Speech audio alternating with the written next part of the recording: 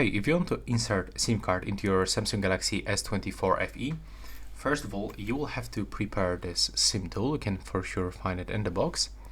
And you will have to locate this SIM slot. It's located at the top. So we'll have to insert this tool inside, press on it, and then we can easily take it off by using our fingernails, for example. There we go. Now we can input 2 SIM cards. In my case, I'm gonna only use the single one, and that's how we can actually put it. Now when it is inside, just press on it gently, and you can try to repeat if you have the same issue. There we go. Now when this SIM card is inside, you will have to simply input this like that. Take a look.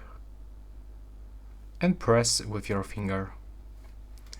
Now it is finished, and all you have to do is just input the SIM card pin, and it will be finished. Thanks for watching.